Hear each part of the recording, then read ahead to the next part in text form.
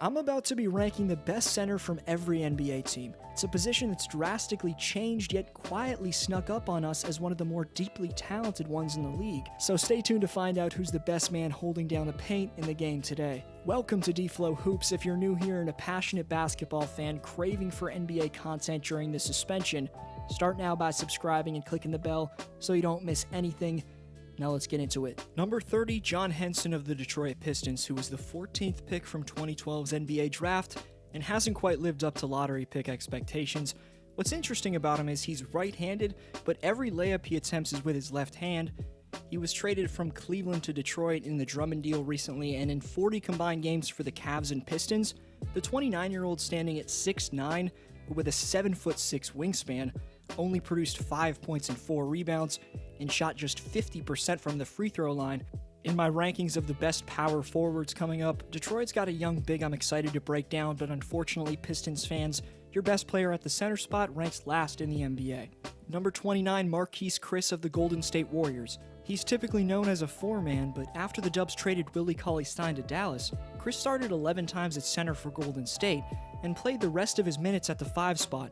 For his adequate production this past February, Marquese signed a new 2-year contract with the Warriors. Chriss was an impressive 16th league-wide in dunks, and while I think he has a ton of potential, at this point, other than his springy hops, his all-around game's underdeveloped. Number 28, Cody Zeller of the Charlotte Hornets. Michael Jordan didn't pay his center $56 million to barely have an impact and not develop defensively. I know Cody's having his best season offensively, and while 11-7 in 23 minutes isn't bad, but his game's not well-rounded enough for him to be considered anything close to elite. PJ Washington's a damn intriguing stretch big who will be the future of the position for Charlotte. The majority of PJ's minutes came at power forward. It's important he develops into the permanent 5-man because Zeller's averageness isn't making Charlotte much better. Number 27, Wendell Carter Jr. of the Chicago Bulls. What's looking like one of the worst predictions I've ever made since starting this channel was saying Chicago got the steal in 2018's draft in this man Wendell.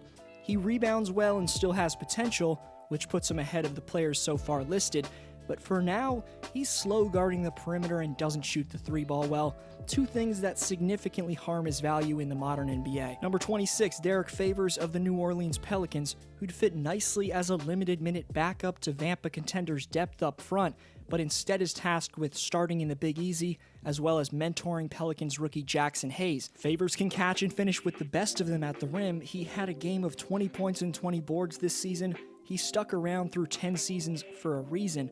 For New Orleans, he's averaged around a double-double in just 24 minutes. Number 25, Thomas Bryant of the Washington Wizards. He missed over 20 games with a stress reaction in his foot. It was another season of progression, though, in the nation's capital for the explosive up-and-coming 22-year-old Thomas Bryant. Gotta see his feet move quicker laterally, but he's great at leaking out in transition offensively, and I think Bryant's got a chance to make the leap into one of the league's elite centers if he keeps improving. Number 24, Ivica Zubac of the Los Angeles Clippers. He's the fairly unknown Croatian in the middle amidst a team with 4 18-plus per game scores, but the Clippers center's more valuable than you know him to be. Despite Zubac being a stocky 7-footer weighing in at 240 pounds, he's second among all centers in defensive real plus-minus, and his rotations have been extremely solid on the back end for the Clippers. Number 23, Jarrett Allen of the Brooklyn Nets. Despite backing up DeAndre Jordan, BKN's backup 5 slightly edges out DJ as the Nets' best center. Allen plays 4 more minutes than DeAndre, but look to the per 36-minute stats, and you'll find Allen racks up 0.4 more blocks, more points, with Jordan only holding the edge in rebounds. Also, Allen hasn't come close to reaching his prime, and DeAndre's on the decline. Jarrett's hops make his potential unlimited, so I can't wait to see an improved version of him play off Uncle Drew in the Snake next season. Number 22, Richaun Holmes of the Sacramento Kings. Shooting the best field goal and free throw percentage, while averaging the most points out of any player ranked up to this point, Holmes has quietly broken out for the Sacramento Kings so far. Given his career highs across the board, losing him to a right shoulder injury in January was a massive blow to the Kings' playoff chances, but when he was healthy, Richaun's hustle was big time for Sacktown. Number 21, PJ Tucker of the Houston Rockets. The NBA's small ball renaissance has been signified in the Houston Rockets trading old school bigs Clint Capella and Nene plus a first-round pick to acquire Robert Covington. That's left PJ Tucker to hold down the paint and essentially do every bit of dirty work, while PJ is one of the top league-wide defenders on the wing and an automatic three-point shooter from the corner. Him playing center when things get gritty in the playoffs seems unconventional. That's why he doesn't rank any higher. Number 20, DeAndre Ayton of the Phoenix Suns. Every injury from 2018's number 1 pick have been in his ankles, with 4 separate injuries to them in this season alone. Ayton missed 35 of the Suns' 65 games, partly due to a banned substance suspension. He did put up 19 and 12 with about 2 blocks per game when he was on the floor, but let's see him stay on the floor and away from whatever substance he was suspended for. Number 19, Jonas Valanciunas of the Memphis Grizzlies. He's averaging career highs across the board, and I wanted to rank a player whose game I really respect in Valanciunas higher. Let's be honest though, his defense and three-point shooting still aren't close to elite, and there's other young talent at center who are simply better adjusted for the fast-paced nature of the game today. Number 18, Mitchell Robinson of the New York Knicks. Robinson's your ideal modern big defensively. With a wiry frame at 7 feet, he's quick enough to hold down the most elusive of slashing big men, while being capable of guarding the perimeter at times. Robinson led the league in blocks last season, and was 7th right behind Gobert before the season's suspension. On offense, he's 2nd right in between Giannis and Gobert for league-wide dunks, and comes up short in attempts, but was on pace to qualify to set the league record in field goal percentage. For some reason, he only got 23 minutes though, which is why Robinson doesn't rank any higher, but next year's center ranking, you'll likely see the 22-year-old ranked a lot higher. Number 17, Daniel Theis of the Boston Celtics. In 10 games after the All-Star break, check out the beastly numbers from the versatile German protecting the paint in Beantown. Theis has been a fiend on the glass, a menace rolling to the basket, while having passing and shooting ability for Boston in 2019-20. Number 16, Steven Adams of the Oklahoma City Thunder. OKC's maybe got the strongest player in the league in Steven Adams.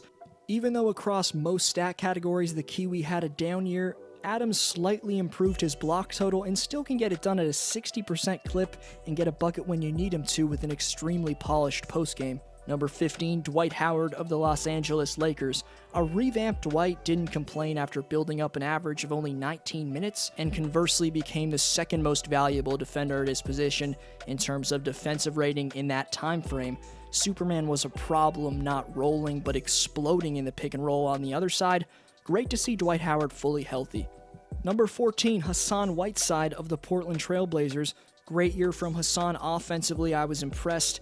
He's got some of the best catching and finishing down low in the league, but his defensive rating dropped off from a league best at center last year with the Heat to 12th this season in Portland, plus his team's been disappointing, so he doesn't rank any higher. Number 13, Kristaps Porzingis of the Dallas Mavericks.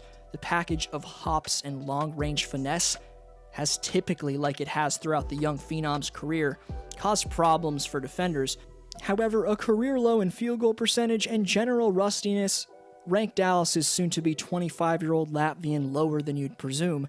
At number 12 is Andre Drummond. He was traded to Cleveland for basically nothing. That and the fact that the best rebounder in the game ranks as the 12th best center just goes to show how deep this position's gotten. It also portrays how the league's now fully made its transition to beyond the top of the key, out to the perimeter. Drummond, despite being an efficient scorer and beastly rebounder, doesn't have the skills to be elite guarding the perimeter quite yet. On a contender, I still believe Andre can be a starter because he does have some valued qualities down low, and from 16 feet in at least, he's a pretty good defender. Number 11, LaMarcus Aldridge of the San Antonio Spurs. The Spurs veteran big man's seemingly been around forever, and despite showing some signs that aging is regressing his value, LA is still killing teams nightly with tough, unforeseen daggers from distance. The Spurs roster needs help. Aldridge needs to be a third option at this point, but the losing's not the 34-year-old's fault. Number 10, Clint Capella of the Atlanta Hawks. Like Drummond, his impressive shot blocking and paint protection didn't impress front offices, and Clint was traded by the team that drafted him for not much in return. Clint never played for Atlanta due to a foot injury this year, but when he comes back, he and Trae Young are going to form a lethal pick-and-roll tandem. From Houston's perspective, trading this man was a big-time mistake in my opinion, but similarly to Whiteside, Clint's defensive rating dramatically dropped off from last year, but those three centers in Drummond, Whiteside, and Capella in another era could carve out legacies as all-time greats with their abilities, but in the 2020s, they'll get criticized for their lack of foot speed. Number 9, Brook Lopez of the Milwaukee Bucks, who's first in defensive rating among centers, second in blocks, and for the second straight year is leading the NBA by a mile in the hustle stat shots contested. The 12-year veteran Lopez made a name for himself as an inside-and-out scorer as a New Jersey/Brooklyn net, but in Milwaukee, Brook's defensive energies reached heights I don't think anyone thought it had the potential to get to. Number 8, Nikola Vucevic of the Orlando Magic, the pride of Orlando. Vooch has been the Magic's leading scorer for 4 of the last 6 seasons. He re-signed with them on a 4-year, $100 million deal last summer, but hasn't gotten complacent after getting paid whatsoever and dropped nearly 20 points and grabbed 11 boards per game. He's a league average defender, but has maybe the smoothest release from beyond the arc of any center ranked today. Number 7, Serge Ibaka of the Toronto Raptors. Having officially made the transition from a stretch 4 into a stretch 5 in the 6, a record set by Serge that I've mentioned before, but speaks to his versatility, is the fact that the 2019-20 season saw him become the first player ever to record at least 1,500 blocks while having 500 threes. Serge's contract's up this offseason. He says he wants to stay in Toronto, and as a Raps fan, I'm praying they lock him up long term. Number 6, Miles Turner of the Indiana Pacers. It's the second straight year where Miles has been tops in blocks per game and led the Pacers into legitimate respectability. When you're watching Turner, you're witnessing the most elite rim protector in the NBA right now, but he'd rank higher if he could be more consistent and well-rounded offensively, while grabbing more than 6.5 rebounds. Number 5, Bam Adebayo. Simply, this man holding down the paint in South Beach is the definition of that aforementioned well-rounded quality that Turner lacks.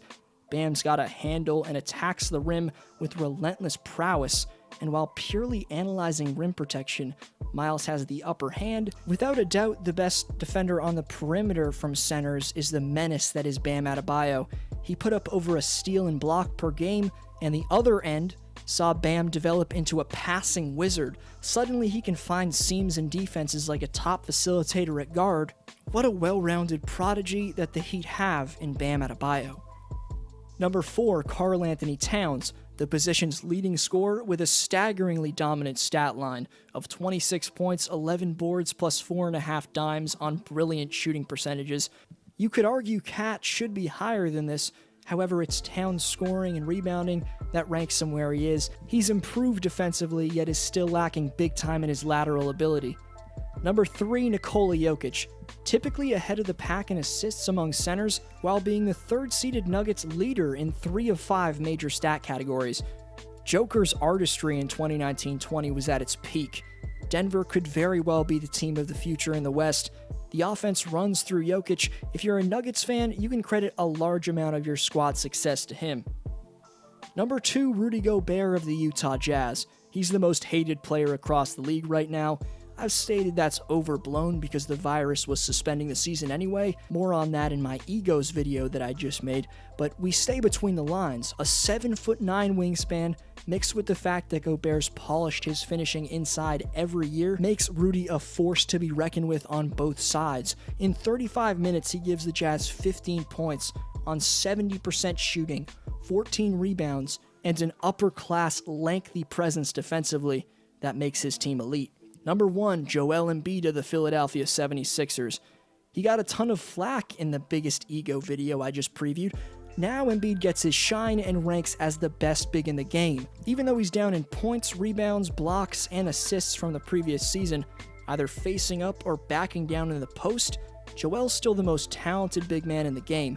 Plus, he's shooting his best three-point percentage since his rookie year. He can be better than he's playing, but the lack of spacing and Horford failing to complement Embiid's game in the Sixers' offense this season has made it tougher for him. But Embiid's bounced back nicely from his humbling moment after the Kawhi roll bounced in. The Sixers collectively are no doubt less of a threat without Jimmy Butler and JJ Redick, but Joel's still holding down his reputation as all-around the best center in the NBA, in my opinion. Thumbs up if you enjoyed, subscribe and hit the bell so you don't miss a single hot take, prediction, or story. 2 shoutouts next video, so answer the question.